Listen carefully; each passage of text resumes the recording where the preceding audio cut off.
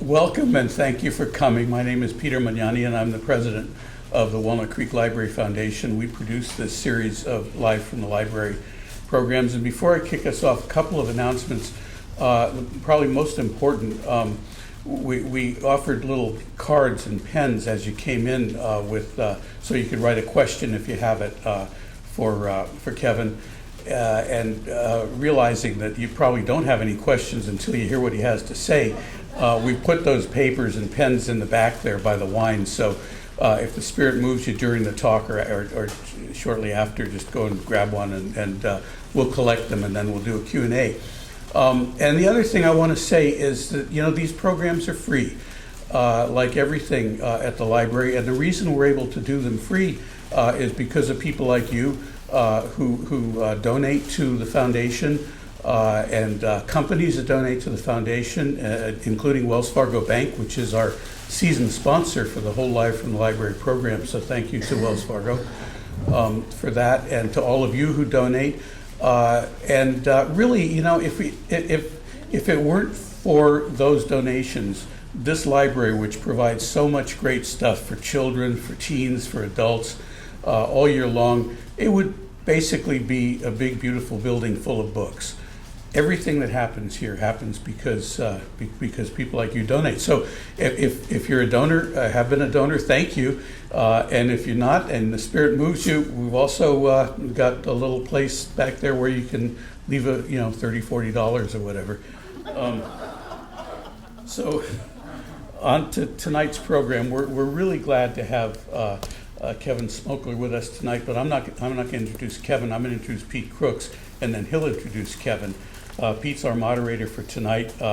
Both of these gentlemen have been, what they have in common, I guess, is that they're longtime library supporters. They both appeared on this platform in the past in different programs. They've both been guest authors at our annual authors gala. So they're people they're good friends, and we welcome them back again. So Pete is a senior editor at Diablo magazine, the author of a wonderful book about a crooked private investigator who cooked up a scheme of using soccer moms as assistants, and then he kind of tripped himself up when he decided to try to turn that into a reality show. So it's kind of a fantastic story. A little strains credibility a little bit, except for one thing. It's all completely true. It's one of those fact is stranger than fiction stories, which I highly recommend. You'll never think of Contra Costa quite the same after you read that book as you did before. But the main thing about Pete is he's an incredible movie buff. He has a blog that's hosted on the Diablo site with movies, and he hosts the monthly free classic movie series at the Orinda Theater. So, let's have a nice warm welcome for Pete Crooks. And thank you. Thank you for that very generous introduction and for mentioning the free film series that I host. I won't be there tomorrow night, actually, but it's the second Thursday night of every month at the historic Orinda Theater. And if you're looking for something to do tomorrow night, we're showing Bonnie and Clyde for free, which is mentioned several times in the introductory chapters of this terrific book. And when I was invited to interview Kevin today, I think the name Kevin Smokler sounds like a character out of a 1980s teen movie, right? Smokler!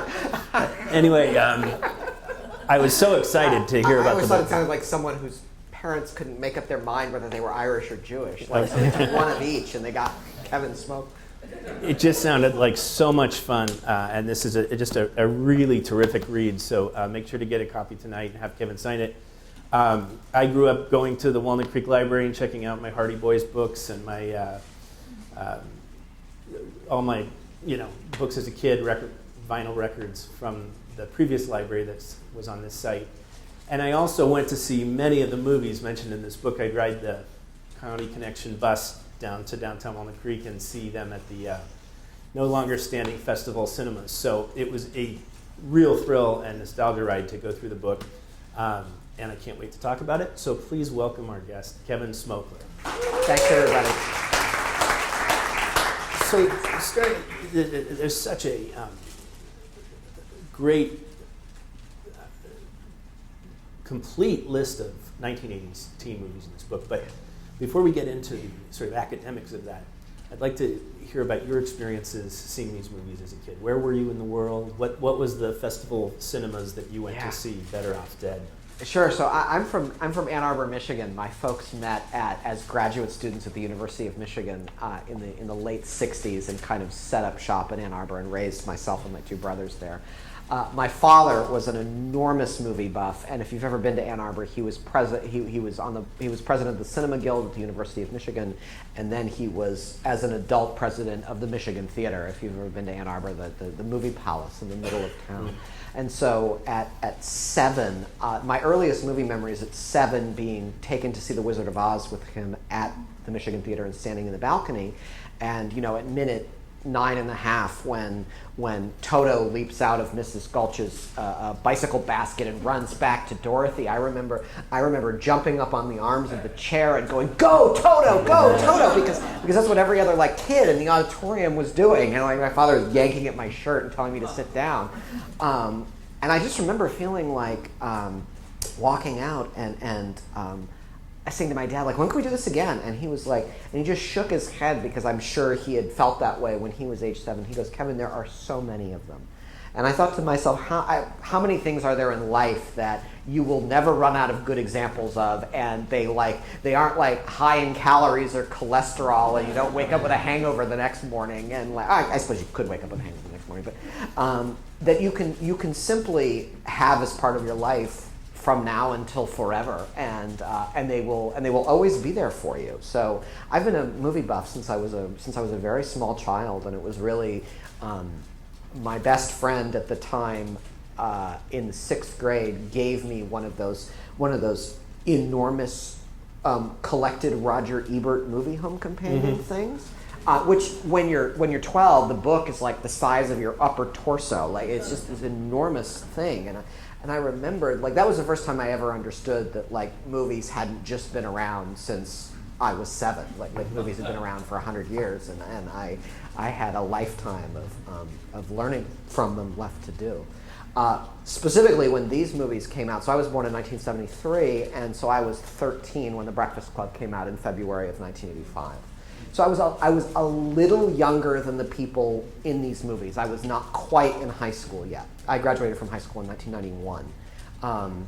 So I felt like they were definitely my movies, but they were aspirational rather than relatable. I looked up, I saw those people, and those people were the age of my older cousins who lived in Detroit. I had two older cousins who I'm very close to who lived in Detroit. And they were not my peers. I did not want to date Samantha Baker from 16 Candles. Samantha Baker was 5 years older than me in 16 Candles and was a grown-up, would have babysat me on a Saturday night. In your best ever Saturday night, probably. Let's just dive into 16 Candles for a second then. That was one of the films that seemed to have, this is a very 1980s phenomenon. It had its cinematic life, but it really came to life on VHS tape. Yeah. I knew so many girls that watched that movie every day in the summer of 84, 85, whatever. 84 was that? That was May of 84, yeah. So it would have been 85 probably. It came on HBO, they recorded it, and they watched it every day. And I watched it once, and I thought 16 Candles was good enough, but I always wanted to get to the next movie. Yeah. What about that phenomenon of your book has this VHS sleeve? If you look closely, it's a very clever cover, but that was very much part of those 80s movies. Is sometimes you'd see them in the theaters, but sometimes you'd watch them at slumber parties, and or just by yourself over and over and over again. So. One of the great things about researching really any body of art, but in this particular case, 80s movies, is the narrative, the story you think you have about them in your head is from that time when you were a young person, and now you have the hindsight of history, and you can go back and look at them and you realize, oh, there's all this stuff I didn't know. There is 16 Candles, The Lost Boys, Better Off Dead, Heathers, these were all movies we now, Fast Times at Ridgemont High, these are all movies that we now rightfully consider classic that were disasters, financially speaking, when they came out. These were all movies that bombed at the box office. 16 Candles did okay. Fast Times was a mild hit. And it was a mild hit too. The Lost Boys couldn't get arrested, and Heathers,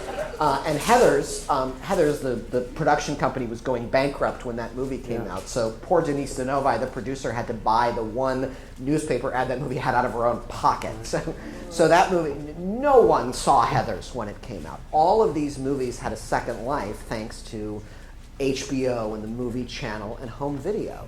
And so it's important to keep in mind that these movies came along at this very pivotal point of transformation in movie history from the point of view of the fan, where a movie could have an entire second life. You no longer had to see it in the theater and then if you missed it, hope to God it came along on a late night TV or something. And who knows when it would come along. And then it would be edited and chopped up. And, right. Not in an ideal form. Yeah. And we were still a little bit before you could own a movie library. You remember when buying a movie on VHS cost $89 or something? We were a little bit before you could sort of accrue your favorite movies and just keep them around. But it was you suddenly had a second chance with all of the movies you may have missed the first time around, which really, think of how much that changes the experience of being a movie goer. Even the word goer, you no longer, suddenly you have, suddenly you no longer have to catch the movie in this narrow window that it's available for you. It's in effect available to you forever. Mm-hmm. And now Heathers is a Broadway musical, isn't it? Yeah. Were it not for VHS? My favorite thing this book came out in October, and I've been on tour on and off since the end of September. And one of my favorite groups of people who come to these things is I get a lot of people who are my age and a little bit older, and they're teenage kids. And they're all in the process of showing their teenage kids, and they sort of pull me aside conspiratorially, and they say something like, "I just showed my kid Dirty Dancing," or "I just showed my kid, Back to the Future," or something like that. And I'm like, well, it's about time. No, and then I talk to the kids, which is lots of fun too. But I am really shocked by, I've seen Heathers 50 times, and to me, Heathers was as watched a movie of my childhood as movies like Dirty Dancing and Back to the Future, which were enormous hits when they came out. And Heathers is frankly just as influential as those movies, and not nearly as many people know about Heathers. And so I usually have to do that kind of game of movie telephone with kids. When I'm like, okay, without Heathers, there's pretty much a direct line from, Heathers to Jawbreaker to Cruel Intentions to Mean Girls, and maybe Gossip Girl is probably in there too. But there's no Mean Girls without Heathers. And then they sort of nod and they go, oh. And I say Heathers is like the older sister, the Mean Girls learned from. And oh, okay. Was Lindsay Lohan in that one? I said, no. Lindsay Lohan was a gleam in Mr. and Mrs. Lohan's eye at that point. That's the older sister. Then Pump Up the Volume would be the weird cousin. Yeah, absolutely. Yeah. So, what was you talk about Back to the Future being just your go-to movie of the 80s. What was it about that movie in particular that hit you at that age? I think, so Back to the Future comes out in July of '85, so I was just about to turn 13. At the beginning, I just wanted to be Marty McFly. I thought it would be really cool to have a skateboard and have it be, I grew up in Michigan, so it was sunny 11 and a half days out of the year. But to have it be sunny 300 days out of the year, so I could always wear big, motorcycle cop Ray-Ban sunglasses, and could have a guitar and have a weird scientist as a best friend and a pretty girlfriend and all that stuff. I thought that would be really neat. I think in context, I the message I got, which I now see as pretty inaccurate, but the message I got as a kid growing up in the middle of the country, by the way, this is why I was so attracted to John Hughes and the fact that his movies took place in the middle of the country where I was from, is the message, the thing I really took from Back to the Future is in this little town called Hill Valley, like these incredible things could happen. And Ann Arbor, like, the message I got growing up in a place like Ann Arbor is like everything exciting in the world happened in California and New York, like, and nothing exciting. Like even if the University of Michigan like had their best football season ever, where did they go and play the Rose Bowl? Not in Ann Arbor, in Pasadena, you know, and they played it on January 1st when Ann Arbor was covered in 4 feet of snow. And so I really, Hill Valley was as important to me about Back to the Future as all the other stuff was. And the fact that in this little town you could have an amazing experience. I still, you know, I feel enormously lucky to have grown up in a place that was like Ann Arbor, but I remember feeling like I was waiting for a DeLorean to land in my front lawn. And then when you went to Universal Studios, how did that feel? Oh, so this is the anecdote that begins the book, which is when I was about 12, Michigan won the Big Ten title and was going to the Rose Bowl, and so when that happens in Ann Arbor, like every travel agency like shifts into high gear and was like let's get tickets for everybody to go to the Rose Bowl and we'll book you a hotel and a tour at Universal Studios. And my family did one of those things, and so it was right after Back to the Future came out, and so there was a Back to the Future ride at Universal Studios. And I was convinced that someone there at the place where Back to the Future was made would know something about this Hill Valley place. And so, because I had seen enough episodes of Entertainment Tonight to know that, like, when you went to a movie studio, there was a big empty room called the sound stage, and you wheeled in a set and you made a facsimile of a place. But Hill Valley seemed so real to me, I couldn't believe that it had just been, you know, plywood and paint and make-believe. And so I was like, okay, someone here is going to know, like, where the real Hill Valley was. And so when they got to the clock tower set and the town square, I said, "Where's the real Hill Valley?" Because I couldn't believe this could be all of it. And they said, "No, this is all of it." And by the way, if you've ever watched Gremlins, the exact same set. Yeah, downtown Hill Valley and downtown, what was it called, Kings Falls in Gremlins, exact same set. And the tour guide sort of smiled at me, you know, condescendingly, and was like, "This is all of it. This is it. This is Hill Valley." And I remember being heartbroken and wanting to push him off the tram. But it just so happens that I had looked up a friend who I had gone to summer camp with, who lived in Pasadena, and who was an enormous Back to the Future fan. And he said to me when I got there, "Do you want to go see Doc Brown's house?" And I was like, oh God, I'm going to have to explain this to him. Doc Brown's house is probably some pile of plywood being giggled at by this idiot tour guide named Trent in khaki shorts. And he was like, no, here. And he handed me a bicycle, and we rode off to the Gamble House in downtown Pasadena, which is a historic home that was the model for Doc Brown's house. And it was the first time in my whole life I had ever been somewhere where a movie was filmed. That just didn't happen in Ann Arbor, Michigan in 1985. And that was the first time I realized that, like, movies existed. Movies weren't beamed from outer space or something. They existed in this world. And it was pivotal for me.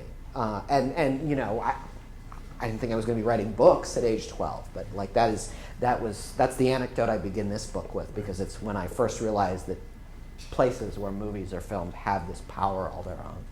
Pasadena, old Pasadena, I think, is where Carpenter shot Halloween also. Oh, yeah. It's supposed to be in the Midwest, but it's those arts and crafts. Is in old Pasadena, and they it's now a museum. It's now, you can go visit it and walk around and stuff. So one thing that I wanted to mention too that I appreciated so much about this book is when I was a kid growing up, I just was a huge film buff. So it wasn't just Better Off Dead, and it was the summer of '82. You were 9 or 8 back then, so you were a little young, but that was an amazing summer. Every Friday from May till August, a classic movie came out. It was Poltergeist. Yeah. I think the same Friday was Poltergeist and Star Trek 2. Oh my God. Road Warrior, Fast Times at Ridgemont High, Yeah. The Thing, Blade Runner and The Thing came out the same Friday. Oh my God. I didn't know. E.T. Yeah. There's a great article in Entertainment Weekly a couple years ago about the summer of '82. It was probably Yeah. 2012. And then topped by the summer of '84, which Ghostbusters. was Ghostbusters and Beverly Hills Cop, Footloose, The Karate Kid. Yeah, Karate Kid is about as good as it gets, right? Yeah. But anyway, one thing I loved about the book is it's, when I was a kid growing up, reading about movies when I wasn't watching movies, I would get these movie trivia books and movie history books from the library or from Crown Books, and I would read them back to front and front to back. And now that there's the internet and you can go on IMDb, you can research movies and stuff, but it's fun to have a really well-researched, well-written book about a film genre or a filmmaker, and in your case, a period of film and a type of film. And it's fun to have it in this book form where you're not kind of getting fragmented off onto different websites and everything. So how did the idea for the book come? When did you say this needs to be in one volume? I had this a couple of years ago, I had this very loose idea that I wanted to do a book about 80s teen movies. And at the time, I just viewed that as, John Hughes's 4 teen movie, 16 Candles, Breakfast Club, Ferris Bueller's Day Off. Those are the 3 he directed, and then he wrote Pretty in Pink and Some Kind of Wonderful. So 5. Those movies, and maybe Fast Times, and maybe Heathers at one end of that, and at the other end of the decade. And I was like, but that's A, that's not a book, and B, that's not big enough to be a book, and B, there's actually been several books written about this period in film history. It isn't. I would love to say it's just a weird obsession of mine. It's not. It's been pretty well studied at this point, and so I brought this very sort of half-formed idea to my agent, and she nodded politely and was like, that's nice, but A, there's been a lot of stuff written about that, and B, it isn't fully fleshed out yet. So go flesh it out. All right. And so I acquired every movie I could think of that was called an 80s teen movie on used DVD, borrowing many from the library and forgetting to return them. And no, actually, I shouldn't say that. I returned them all. Thank you, Park Branch of the SFPL, who was more than generous with me in my late fees at that time. And I just sat on the living room carpet and just watched them over and over again, trying to think what is the connective tissue here, which is just another way of saying like what is the story you want to tell about these movies and this period in American history, other than just it was my childhood and I thought it was cool. And one night, I don't remember which movie specifically I was watching. Maybe it was Real Genius. I think it was Real Genius. And it was late at night, and I was 3 iced coffees to the wind. And I'm thinking to myself, Real Genius. And I remember just saying, Real Genius says it takes place at a university called Pacific Tech, which I know doesn't exist. And I went and I looked it up, and I was like, they were like, no, Real Genius was filmed half at Occidental and half at Pomona. And I'm like, I've been to Pomona, and I didn't realize Real Genius had been filmed there. And why did I like John Hughes? Because he was from the middle of the country and venerated the middle of the country. And I was from the middle of the country, and that's why those movies spoke to me. And at some point in there, I just wrote Brat Pack America down. I was an American Studies graduate major, so I think anything is made better by slapping the word America on it. So I just wrote Brat Pack America, and then I probably passed out and fell asleep. And I woke up the next day, and I was I sort of dug around with this idea, and I realized that if you look at the generation of movies that comes immediately before the story I'm telling, so you're talking about this sort of great renaissance of new Hollywood movies of the 1970s. The Godfather, The Conversation, Annie Hall, Bonnie and Clyde and The Graduate, sort of at the beginning of that. If you look at all of 5 Easy Pieces, if you look at all of these movies, they all take place in coastal America. There is, in the eyes of these filmmakers, as great as they were, America is the Mid-Atlantic and California and nothing in between. And then compare that to the movies made about young people in the 1980s, and suddenly you have a vision of growing up in America that encompasses all of America. You have My Bodyguard and John Hughes movies, which are all about Chicago. You have Breaking Away in Bloomington, Indiana. You have The Legend of Billie Jean in Corpus Christi, Texas. You have Stand By Me and The Goonies, which were both filmed in Oregon. Really, a little boomlet of Oregon movies started with Animal House that was filmed in Eugene in 1978. You have Caddyshack that was filmed in Florida. You have Taps that was filmed in suburban Philadelphia. You have all of the hip-hop movies which were filmed in New York. You have a boom of Los Angeles movies, Lost Boys in Santa Cruz. And suddenly, the image of being a young person in America at that time includes the entire country. It is redefined and opened up what it looked like to grow up in this country. And I was like, that's it. That's the story I want to tell. That was a long answer to your question. No, but that's interesting. I hadn't really thought, as far as experimental and as groundbreaking as the 70s films are, I hadn't really thought of them as sort of coastal and that's it. Mm-hmm. And certainly, when you start mentioning, especially those early 80s movies like My Bodyguard, yeah. Risky Business, I think is what, 1983? 83, yeah. And that's Chicago, that, were taken to some pretty interesting middle American places in those films. How many of these locations have you been to? Or do you go around the country finding where the Lost Boys? Yeah, I mean, 40 to 50%. Like I couldn't get.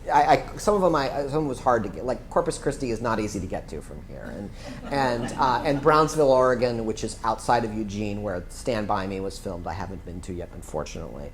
I've been to a fair number of them. My brother-in-law was in Stand By Me and had a wonderful experience making that movie. Yeah, he told me that they made that on a pretty small budget. It was not a big studio picture, and he went to see it living in New York and told the woman in Manhattan at the ticket agency, "I'm in this movie," and she said, "Oh, come on," and he pointed at his face on the poster and. She goes, "You get to go for free. You're in the movie. You get to see." That's awesome. That's such a special movie. I mean, it's really. I mean, it's. I kind of vaguely remember this when I saw it in the theater in the summer of 1986. But like, it is so sad. I mean, it's really like it is a movie just surrounded by death and loss, and yet I've seen it 40 times and would see it 40 more. It's a gorgeous movie. It really is. And the Brownsville has a Stand By Me Day every August, where they have drag races and a pie eating contest, and people come from all over the world. I spoke to some folks at the Brownsville Chamber of Commerce, mm-hmm. and they were all like, "Oh yeah, we always have to call up the University of Oregon and get someone from like the Asian Studies department to come into town for all of the tourists from Japan and China and Korea who come because they're all crazy about Stand By Me, and so we always get like 24 people who come here and don't speak English, and so really the sweetest thing I heard about that movie was I spoke to a guy from New Orleans not New Orleans, New Zealand, who had come to Brownsville and had brought a New York Yankees cap, a jar of pennies, and a comb. And I said, "Really? How come?" And he goes, "Because those are the three things that are lost in Stand By Me, and I wanted to return them to their rightful place." And he left them under the tree where the treehouse was built. Yeah, it's just real. I mean, I think that is the impact that not only these movies but like the places that sort of embody them here in the present have. Yeah. Where were you living when you first saw The Lost Boys? Oh, I was still in Ann Arbor, but I was in the 8th grade when The Lost Boys came out. So I was a little bit older, and like I remember like seeing that at like 11:30 on a Friday night at Briarwood Mall, and thinking I was cooler than Yeah. How important is The Lost Boys to anyone? It scares me. Okay. Santa Cruz will always have that. Right. I think it is the Santa Cruz movie. Like no slag to Killer Clowns from Outer Space, but it is Harold and Maude is and Harold and Maude. But Lost Boys uses Santa Cruz so beautifully. Beautifully. If you've never seen that film, it's a 1987 teen vampire movie that just shot a whole bunch of young actors. Kiefer Sutherland, I think, was his second movie after Stand By Me. After Stand By Me, yeah. And Jason Patric and Jamie Gertz and a bunch of young actors. And it uses the Santa Cruz Beach Boardwalk and the Santa Cruz mountains beautifully as locations. And it's not Interview with the Vampire. It's a teen, fun vampire, rock and roll vampire movie. Very slick. It is a lot of fun, and they show it for free. There's a free film series on the beach in Santa Cruz where they blow up a huge inflatable screen, and like 6,000 people come watch The Lost Boys on a Wednesday night in June. It is always the first movie of the film first season. movie, Yeah, since 2007, since they've had that film, it is always the movie that opens the film season, and you're watching it right where it happened. So here's an experiment. Almost nobody here has seen The Lost Boys, right? So that's your homework for almost, like June 21st. Your next Netflix queue at least. Yeah. What are some, who's seen Back to the Future? Yeah, everybody's seen it. Okay. And who's seen Ghostbusters? Yeah. So there's these movies that are iconic. There was an intern at Diablo magazine a few years ago who had not heard of Ghostbusters. Did not know that there was something called Ghostbusters. For whatever that's worth. Yeah. Also didn't know what WMD stand for. But so like The Lost Boys, what are some films of this 80s genre that some of these people need to see? Oh yeah. So the thing, I mean, the absolutely like warped perspective you get doing this book is you have rather artificially grouped them all into a bunch, and so you think that everybody kind of views them with the same level of intensity that you do. So you're like, oh, which is totally inaccurate because a movie like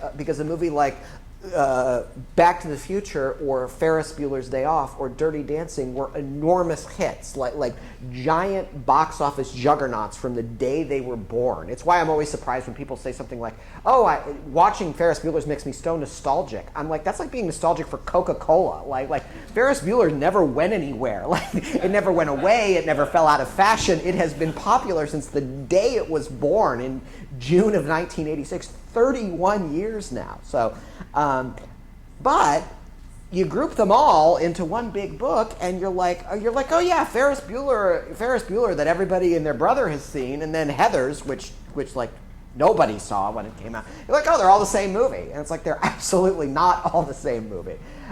So I'm always surprised when I talk about these movies with people. I'm surprised how few people have seen Valley Girl. Yeah, which was Nick Cage's breakout movie. I've done a few events with Martha Coolidge, the director of Valley Girl, and she said they were trying to cast that character, and she was getting nowhere, and she was talking to her casting agent, and she said, "Stop bringing me fucking pretty boys. Like, it's not who this person is. It's not who this character is." And exasperatedly, the casting director picks up the first headshot on the stack and goes, "You mean someone like this?" And it was Nick Cage. So I'm surprised how few people have seen Valley Girl. And of course, 2 years later, Martha Coolidge made Real Genius. I'm surprised how few people have seen that. But Martha Coolidge managed to make Valley Girls and Computer Engineers cool in the same decade, which is amazing. And by the way, without Real Genius, there's no Big Bang Theory, there's no Silicon Valley, Real Genius invented what we now call, Real Genius and War Games really invented what we now call geek culture.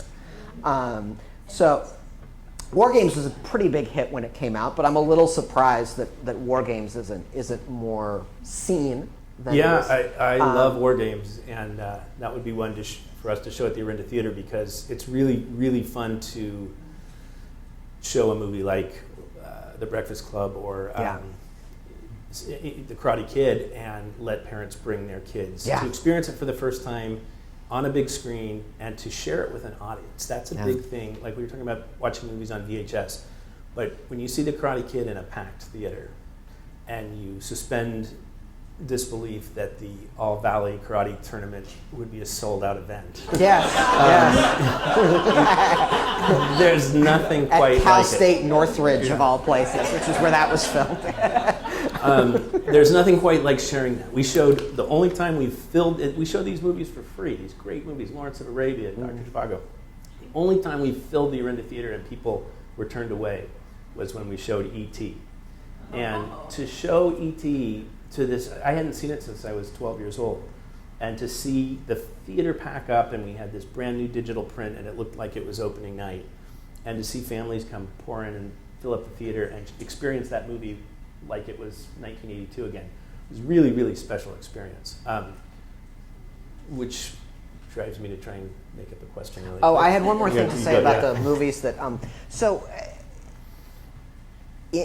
Let's compare movies to music for just a second. Like in the '80s, I was really uncool. So I didn't know musically. I didn't know about any movie, anything that wasn't on MTV or wasn't spoken of by Casey Kasem. Like I knew nothing else.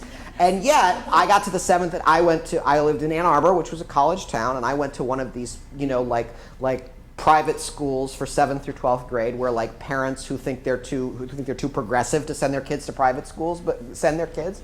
And so there's a lot of cool kids at my private school, and they were listening to things like the Smiths and the Misfits and Depeche Mode, and these were bands that sort of made it big on college and university radio. Same thing was going on at that time. This is what I learned in movies. So if John Hughes and Ferris Bueller and Breakfast Club were pop music, were kind of what I was listening to, well then Heathers was kind of like college radio. And there were a lot of movies like Heathers, which were sort of all in this dystopian, like America is a very dangerous place to be a teenager movies. Suburbia. Yeah, Suburbia was one of those movies. Over the Edge was one of those movies. Of course, Over the Edge was Kurt Cobain's favorite movie, and it was the inspiration for the Smells Like Teen Spirit video. Let's just spend the rest of the interview talking about Over the Oh Edge. my God, Over the Edge. I mean, never Next mind. homework assignment, you got to see Yeah. Over the Edge. Of course, Over the Edge is based on Foster City. Yeah, even though it was filmed in Colorado, but it was based on Foster City in the 70s. Lost teens that were like these condo complexes that were built up in Foster City, and Yeah. the kids didn't have any parental supervision, so they would like light cats on fire and do these horrible, horrible Yeah. things.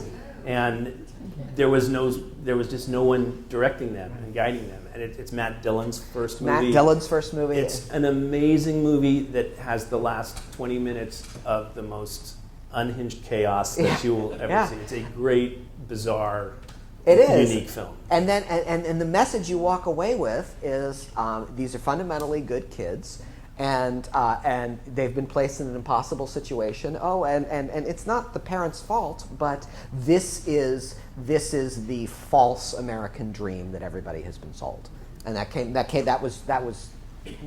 out in January of 1980. That's how, in terms of teen movies, that's how the decade begins with Over the Edge. Fantastic soundtrack too. Oh, great soundtrack. Ramones and Cheap Trick. Yeah, and of course, and then you have Legend of Billie Jean and The River's Edge in there, which is another Bay Area, which was a movie about Milpitas, but was filmed up in Sacramento about a guy who kills his girlfriend, and then you probably all know this case. A guy who kills his girlfriend and then didn't report it for 10 days and brought his friends to see her dead body. Yeah, this was one of Keanu Reeves' first. Keanu Reeves' first movie. This is the movie Ione Skye made 2 years before Say Anything. It was the comeback movie for Dennis Hopper. Yeah. Dennis Well, Hopper, Blue Velvet was before. Right, Blue Velvet was Hoosiers. Right, Blue Velvet and Hoosiers. Hoosiers he was nominated for the Oscar for. You're right. This is the beginning of Dennis Hopper's return to the screen. Why don't we define Brat Pack then? You should take that So, Brat Pack, the name Brat Pack comes from a New York Magazine article that was written in June of 1985. The writer went to the set of the movie St. Elmo's Fire, which was filmed in Washington, D.C.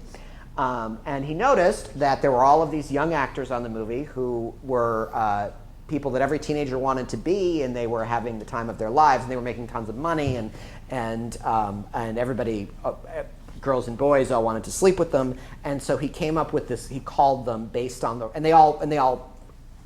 he thought they all hung out together. So riffing on the Rat Pack from the 1960s, he called them all the Brat Pack. And the name stuck. And now when you say Brat Pack, it is simply shorthand for 80s teen movie. The same way Madison Avenue is shorthand for advertising. So the defining Brat Pack actors were Rob Lowe and Emilio Estevez and Judd Nelson. Andrew McCarthy. Yeah, Andrew McCarthy, Molly Ringwald, Demi Moore, Ali Sheedy, Anthony Michael Hall. Now, it was a flawed term from the very beginning because not all of them knew each other, not all of them had worked together. This will creep you out. Judd Nelson is 10 years older than Molly Ringwald, and they were playing essentially high school classmates in the Breakfast Club. So hard to call them, at least chronologically speaking, members of the same generation. So the term was messy from the very beginning. Nonetheless, it has been incorporated to simply mean 80s teen movie, which is why I sort of, pulled it off the shelf, dusted it off, and made it the title of this book. When you went back and studied these movies that you checked out from the library, how often, we showed The Breakfast Club last year at the Reread Theater. Had a huge turnout. I hadn't seen the movie since the 80s. And I was really surprised at how sociopathic Judd Nelson's character is in that movie. Yeah. Oh, yes. There's talking about Scared the heck out of me. raping teenage girls and insanely homophobic. And then also a wonderful movie in its own right. Yeah. With a great soundtrack that Billy Idol was supposed to sing the "Don't You Forget About Me" song. Yeah. Turned it down. Good call, Billy. How many times did you go back and say, "Oh wow, this isn't the movie I thought it was" from the 80s? The majority of them I was seeing through the eyes of a 40-year-old adult, and not through. And I was not embodying my teenage self when I saw these movies. I was definitely seeing because I had to write a book about them, and so seeing them as one big nostalgia trip would not have produced a very interesting book. So I was definitely seeing them as an adult, and you see them with 30 years of hindsight too. And a lot of these movies are racist and misogynistic and homophobic in ways that do not sit well with me right now. I don't condemn them for it, but I certainly like. Were you to make The Breakfast Club today, there's a lot of changes you would have to make. Not the least of which is the fact that Des Plaines, Illinois, where The Breakfast Club is filmed, is now 25% Latino. So John Hughes's suburbs of Chicago are now more diverse than Chicago itself. So The Breakfast Club would probably be one gay kid, one African American kid, one Latino kid. Like were it made about Shermer High School today. But on the whole, I was really taken aback and really pleased with how well these movies have held up. I mean, do they feel like the time they come from? Absolutely. And yet, do I feel like I'm sort of like looking at embarrassing photographs of people from the past when I watch them? Not at all. Like I would feel comfortable showing my nephews once they were like in junior high school. I would feel comfortable showing them these movies. I would feel comfortable showing my watching them with my parents who are in their 70s. Like I just think it was. That's what I walked away from doing with it. It was just a remarkable achievement. It was a remarkable time for this one peculiar strain of American cinema. And as far as some of the progressive successes of the 80s teen movies, when I was looking through your book, there are 5 director interviews, right? And 2 women, and in the 70s there was Lena Wertmuller making movies, and that was about it, So that's kind of cool that Amy Heckerling is making Fast Times at Ridgemont High, and Penelope Ferris is making The Decline of Western Civilization documentaries, and who's the Valley Girl director? Martha Coolidge. Yeah, I got to do a thing at New York Comic Con with Amy and Martha, and the 2 of them are old friends, and so I basically said, and then they started talking, and that was all I had to do. But there were 300 people in the room, and the crowd was overwhelmingly young women in their 20s who wanted to make movies. And frankly, I didn't really have any idea who was going to show up at this. I'd never been to a Comic-Con before. And they looked at Amy and Martha as their heroes. Like, these were their role models. These were 2 artists who had really blazed the trail for female directors at that time. And we can reel off the names of great female filmmakers who have followed and who have followed their example. Sure. Fast Times at Ridgemont High was the first R-rated movie I saw in the theater. Yeah. And that was so exciting in 1982. But just a couple years ago, I was in LA on my birthday, and they showed Fast Times at the Chinese Theater on Hollywood Boulevard. And I went to see it again on that huge screen, and it just blew my mind how many stars are just popping out in that movie. And also, it holds up because it's a very mature movie about adolescence. It is. It's got about a lot of screwball comedy in it, but it's also got a lot of serious stuff that a lot of these 80s movies don't confront. Yeah, I mean every kid in that movie has a job. There was like definitely there was a whole strain of the idea that all of these kids were growing up too fast. That's Amy told me that's why they called the movie Fast Times at Ridgemont High. Every kid had a job. He's like they were all like little adults. And then in the middle of it, you have Sean Penn playing Jeff Spicoli, which is really like one of the great comic satirical performances of all time. Mm-hmm. Jeff Spicoli, who really looks like he wandered in off from a Frankie and Annette Beach movie from 2 decades before. In this movie, this sort of proudly lazy, ineffectual character, in this movie where every other character is kind of scurrying around, keeping themselves busy with jobs. Mm-hmm. And then in the middle, you have a character who famously ends the movie by saying, "All I need is some tasty waves and a cool buzz, and I'm fine." It was a wonderfully arch comic take on like youthful ambition, I mean, for better or for worse, Sean Penn's now won 2 Oscars as an actor. Yeah. We're going to remember him as Harvey Milk. Right. And Jeff Spicoli. Well, it's an amazing performance. And the classic example of the comic performance not being recognized with dramatic performances. Because he easily could have been the best supporting actor of 1982, if I don't remember who won that year, but somebody from Gandhi, maybe? Probably. What were the great shared experiences of 80s movies that you had with your friends as a teenager growing up? Top 5. That's a really good question. I didn't get to. I had a chapter in the book about horror movies that I didn't really get to include. I'm not a horror. I'm too gentle a soul for horror movies, and so I had a lot of stories about like when they would show a horror movie at someone's birthday party. I frequently like faked choking on a slice of pizza so I could be sent home early. Like I didn't have to watch My Bloody Valentine or Creep Show or any of those movies. So I wrote a thing about it for Salon. What else? Like I remember watching like Less Than Zero with my best friend and thinking, oh my God, it was like I didn't think one way or another about cocaine. It just didn't even enter my consciousness. But I was like, my God, what would it be like to be like 19 and lose your best friend? Like that really hit me hard. I remember seeing that movie and we were both kind of shell-shocked. And afterwards, we just went out to the garage and we played ping pong for like 2 hours and didn't say a word. We just hit the ball back and forth. A lot of people do cocaine and do that. What? A lot of people take cocaine and play ping pong. Yeah, no, we just sat there playing, yeah. hitting the ping pong ball back and forth. I have incredibly fond memories of seeing House Party in the theater. Like I remember like these couple of really cool kids like at my school would say, "Oh, we're gonna go see House Party this week." I didn't know what that was, but I was like, the House Party came. It was a little later. I was about 16 when that movie came out. I was like, all right, well, I'll look it up in the newspaper and I'll go and see House Party.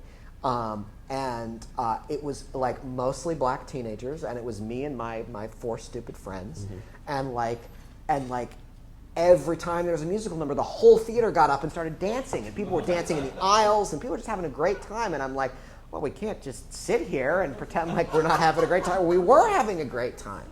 So yeah, that was like the first of 36 times I've seen House Party, but that. Here's a Walnut Creek reference.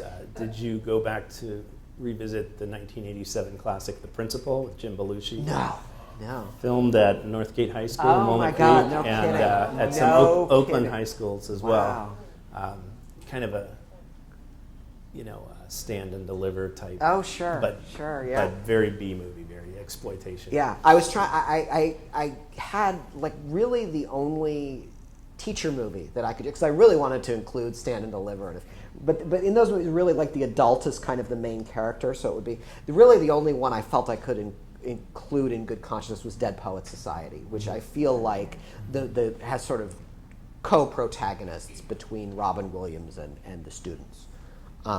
So that one is in there, but Stand and Deliver and The Principal and those movies were not. Was the drive-in an experience that you had as a teenager? No. There was I was a little young. By the time I was growing up, the Ann Arbor Drive-In had been converted into the Showcase Cinemas, which was a big multiplex on the outside of town. But I did not. I started going to drive-ins when I was an adult, as a way of participating in something I didn't have a chance to when I was a kid. How often do new movies come out, like The Edge of 17? Yeah, oh God, that's such a great movie. Such a great movie. That take you back. The teen movies of the 80s, there was something 6 times a year, 12 times a year. It isn't as, I guess, movies are made for teenagers, but it's not the same. Like The Edge of 17 is kind of a unique throwback. I mean, there are great. I get asked all the time, like, are there great teen movies being made now? Oh yeah, there are tons of great teen movies being made now. Edge of 17 is a really good example. Dope, which came out 2 years ago, was a really good example. Perks of Being a Wallflower is a great movie. Plenty of them.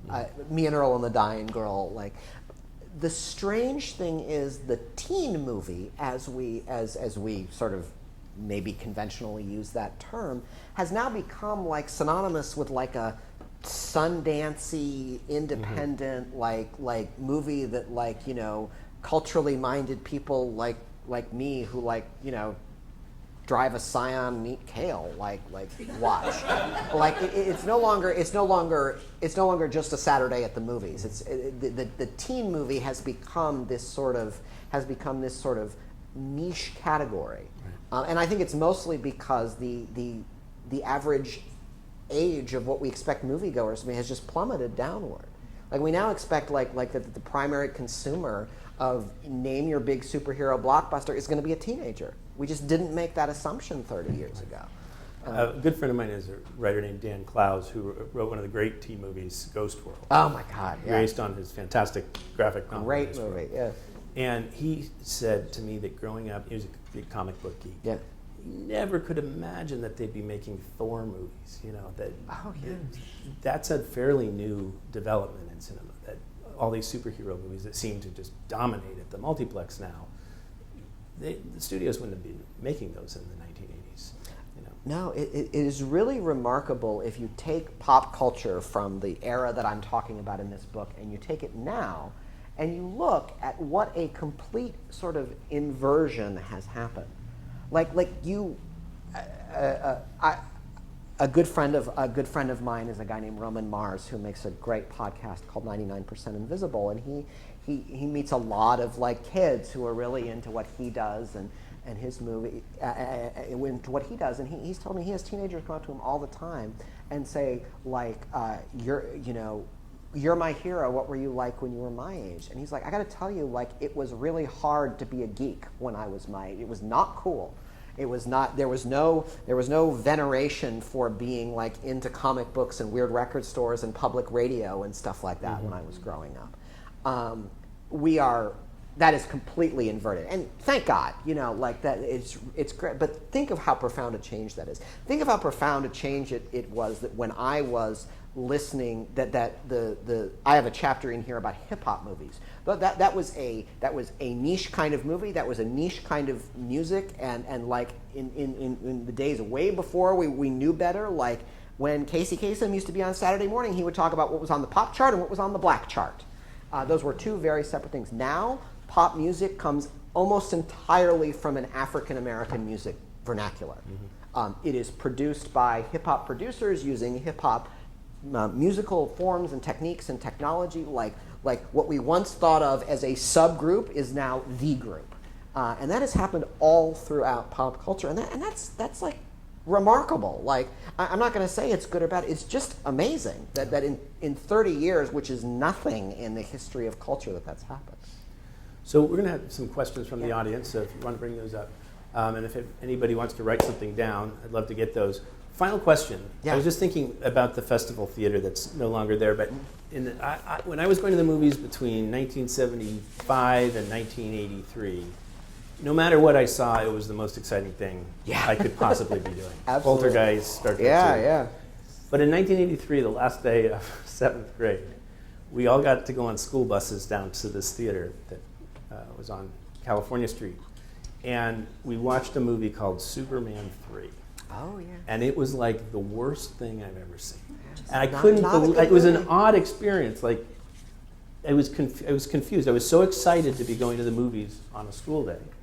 And then I couldn't believe how horrible it was. Yeah. Do you remember the first horrible movie that you saw, that you realized this is awful? Oh, God, I think so. Superman 3 was pretty bad. Like, that was, and of course, like, I was a little too young to know about, like, Richard Pryor Here and Now and Richard Pryor Live on the Sunset Strip and what, like, a comedic genius had Richard Pryor had shown himself to be the decade before. Right. And so I was just like, why is everybody talking about how funny Richard Pryor is? Like, the guy can't save this leaky vessel of a movie. Like, I remember thinking Superman 3 was terrible. I remember thinking this forgotten movie that Eddie Murphy made between Beverly Hills Cop and The Golden Child called Best Defense. Notoriously horrible. It was notoriously horrible. I've never seen Yeah. it, but yeah. Dudley Moore was. Yeah. I mean, just like some real, there's some plenty of clunkers out there. It's funny that you bring up Superman 3 because I kind of think of Superman 3, and I love Superman 2. Superman 3 was awful. So, we've got some nice audience questions. Hey, Pete, before you go to the audience questions, let me two quick announcements. One, and I neglected to say this earlier, but Kevin's book will be available on the table outside, and I'm sure you can get him to autograph it for you if you want. And then I just wanted to remind you that our next program on June 14th will feature Mark Jordan talking about the epic Lewis and Clark expedition that opened the American West. Likewise, you could sign up for that tonight and save yourself the 3 minutes that it would take to sign up online. And with that, let's take questions. I'll also say I brought fruit roll-ups for people if people want those. If you buy a book or if you just want to come up to the table afterwards and have a fruit roll-up, you can. Sounds good. Yeah, I have a whole pack of fruit roll-ups there. So, audience question. Can you talk about the soundtracks of the 1980s films? The best soundtrack and your favorite soundtrack? Yeah, I mean, of course, this was the era of the soundtrack. It is hard to separate an 80s teen movie from the soundtrack. And some of those were sort of forces outside of its control. The soundtrack becomes a way to sell a movie and vice versa, thanks to the coming of MTV, which is August of 1981, thanks to the consolidation of Top 40 Radio, which happens at the same time, thanks to kind of the national mallification and chain storing of record stores too. Those are all trends that happen in the music industry at that time that make soundtracks really big. That said, it was a glorious time for soundtracks of every conceivable genre of music. Just in my category here in teen movies, you have the sort of new wave imports from Europe that John Hughes was famous for, on soundtracks like The Breakfast Club and Pretty in Pink, and then you have the sort of the LA punk that was big in a movie like Repo Man, and then you have the early sort of pioneering groups of hip hop that were big in movies like Wild Style and less cool movies like Breakin'. These three soundtracks that sold, and then I'm still trying to figure out what was going on in the Dirty Dancing soundtrack, which is this ridiculously bizarre hybrid of kind of 60s soul music. So you have like the song that Baby and Johnny Kiss do for the first time is "Cry to Me" by Solomon Burke, which is a wonderful like Chicago soul song from the 1960s. And then you have like the theme song, which is this weird Frankenstein monster of one of the Righteous Brothers and one half of the duo that sang "Up Where We Belong." You know, I don't know where that came from. And then you have a song by Patrick Swayze himself, and like I have yet to understand That he does not sing in the film. that he does not sing in the film, but somehow it's just Swayze. we have no indication in the film that Johnny Castle can sing, and we get "She's Like the Wind" on, which is a Patrick Swayze song in the soundtrack. No, Dirty Dancing's 30th birthday is this summer, and my editor for Salon has already asked me if I want to do something. I think I'm basically going to write something that's like, what the hell is with the Dirty Dancing soundtrack? Footloose was a good one. Footloose, yeah. I mean, then you had Party these sound. sort of straight up the middle like 80s pop soundtrack, Footloose and Top Gun, and then just recently, like, you know, famously, Ferris Bueller never had a soundtrack until this past winter. Finally, no, for the 30th birthday of the movie, they finally released a soundtrack. They could not get the rights to everything, unfortunately, but pretty much everything, like everything you'd think would be on there. We're showing two great soundtrack movies at the Orinda this summer. The June movie, second Thursday of the month, is Grease. Oh, yeah. And the August movie is American Graffiti. And we will have the actors Candy Clark, who is nominated for an Oscar for that movie, and Bo Hopkins there for Q&As. Oh, amazing. So come to those. Yeah. Have you ever thought about writing a screenplay? Yeah, a couple of ideas. It's like I took a screenplay class when I was 19, and I wrote something for that. It's totally not applicable to the world we're living in right now. It's about a guy who runs a pirate radio station out of a van, you know, driving around the freeways in Los Angeles. But yeah, I've got a couple of screenplay ideas. How much did you use your social media research, polling Facebook, Twitter, followers, etc., to give direction to this book? Did you use social media? A lot, actually, yeah. I mean, I frequently, when kind of assembling the movies that would be in each chapter, I would say something like, I would post something on Facebook and on other social media channels where I would just say, okay, 80s teen movies that take place in the 1950s, go. And 70 to 80% of the time I got movies that I was familiar with already. Because I would usually do this like later in the process and not at the beginning of putting the chapters together. But every now and then, like, I didn't know what suburbia was until someone told me via this process. Like, I hadn't really thought of Grease as like probably like an older brother or sister to these movies. Grease kind of setting the tone for, you know, teen movies at that time that took place in kind of the late Eisenhower era. Mm-hmm. You know, we probably don't have, without Grease, we probably don't have Stand By Me, Dirty Dancing, Dead Poets Society, Peggy Sue Got Married, you know, 80s teen movies that all take place in the Eisenhower and Kennedy era. Well, just pause right there for a second, because can you address Peggy Sue Got Married? That's a question. Sure. I think it's I really like that movie. I mean, I think it's very sad and darker than people think it is, because it kind of ends by saying, you know, like, whatever you dreamed you dreamed would happen as a kid, like, you may just be stuck with that. Like that may be as good as things get.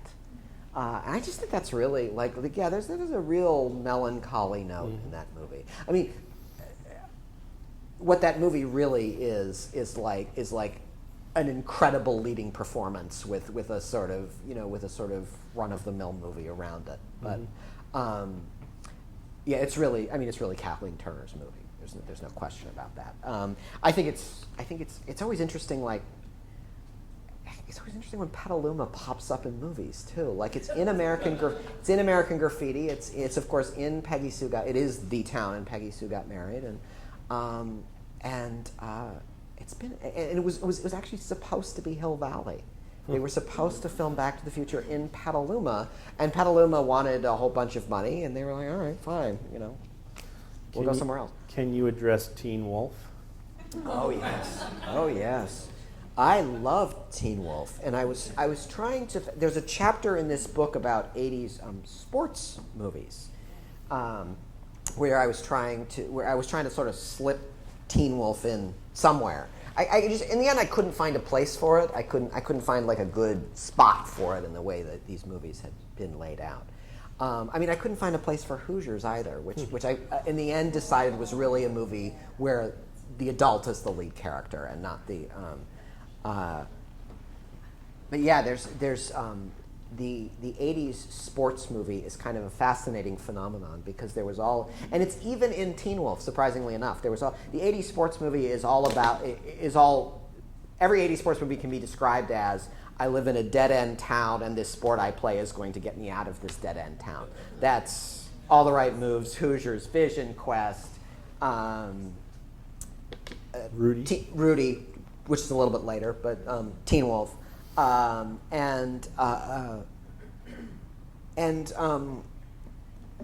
they were all, of course, reflecting the sort of dying of industrial America at that time. And then, weirdly enough, there was an absolutely terrible football movie called Johnny Be Good. It was Anthony Michael Hall's attempt to not play a geek.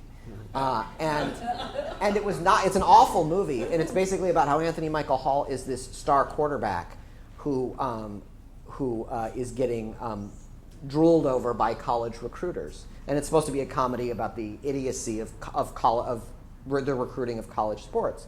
And it's a terrible comedy. It's not funny, and it's not even worth watching, except it was filmed in Central Texas in 1987, which was the exact same time that the NCAA passed what is known as the death penalty on Southern Methodist University in Dallas. It was the only time the NCAA has ever basically said to a college football program, "You are now forbidden from existing." And SMU was like shoveling money and cocaine and hookers at their recruits and stuff like that. It was really disgusting stuff. So bizarrely, the only good that Johnny Be Good has done in its pathetic existence is.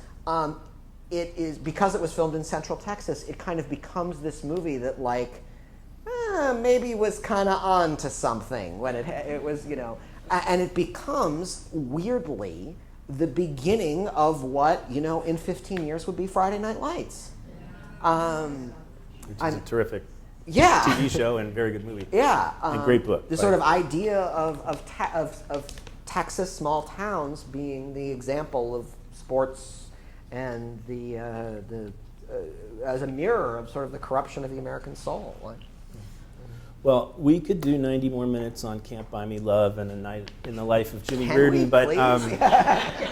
but 80s teen movies should run around 90 minutes, and Yeah. and so I think if we stop now and sign some books, everybody can get home and put on Lost Boys or Over the Top. Over the Edge. Over the Edge, I'm sorry. Over the Top is a Stallone 80s movies. Thank you so much for coming tonight, and thank you to Kevin for a wonderful book and a fascinating chat.